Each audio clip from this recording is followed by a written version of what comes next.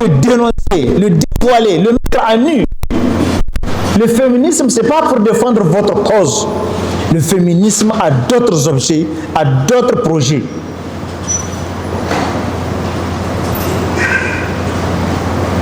C'est d'amener la femme à la perversion, à la désolation en fin de compte. J'ai un enregistrement sur une femme féministe qui a abandonné le féminisme et elle est en train de décrire, de dénoncer le danger du féminisme. Je vais peut-être l'envoyer dans un des groupes des sœurs, vous allez partager pour écouter. C'est une féministe noire.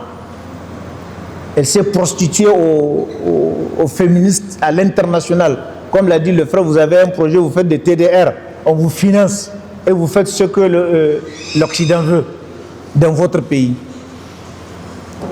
Aujourd'hui, actuellement, il y a une femme nigérienne qui est en train de prétendre à une place au niveau des Nations Unies dans le cadre de la CEDEF. Vous connaissez la CEDEF, la convention par rapport à laquelle nous avons émis des réticences.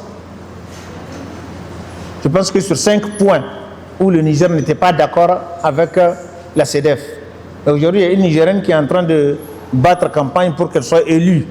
Alors, c'est votre rôle d'aller vous asseoir avec cette femme-là. Allez-y la rencontrer. Quel est son objectif? Est-ce que si vous votez pour elle, c'est pour véritablement défendre la cause nigérienne, le fait de ne pas accepter les 5 points là, de continuer dans ce sens? Si tel est le cas, elle mérite que vous votez pour elle. Mais si c'est pour aller faire la tâche du blanc, la tâche de l'occidental, alors il faut la dénoncer aussi.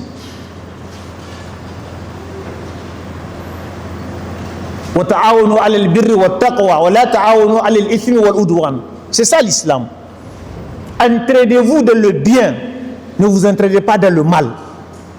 C'est pas parce que c'est une Nigérienne. On a vu lorsque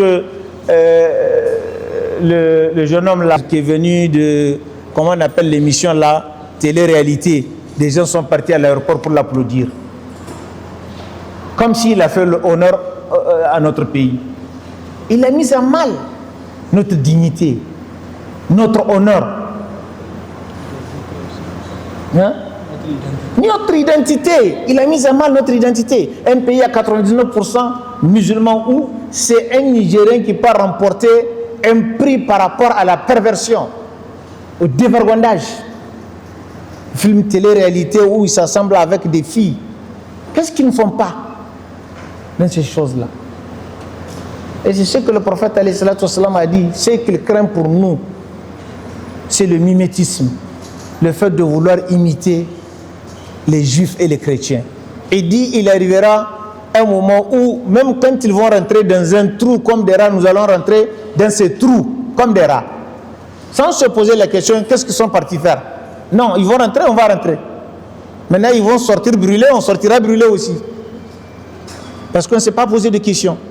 Le musulman, c'est celui qui est vigilant. C'est celui qui pose la question par rapport à chaque chose, par rapport à chaque acte.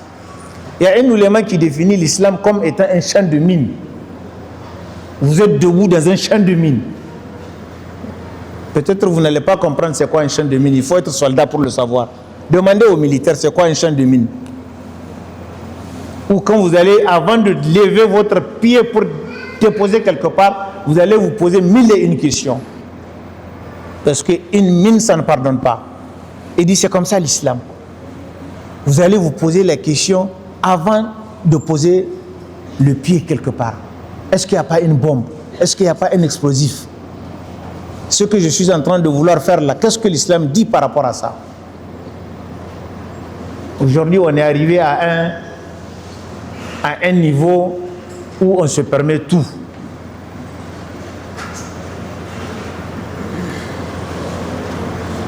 On entend dire qu'en Occident, il y a des banques de lait, il y a des banques de sperme. Quelqu'un qui est stérile, il peut aller en Occident.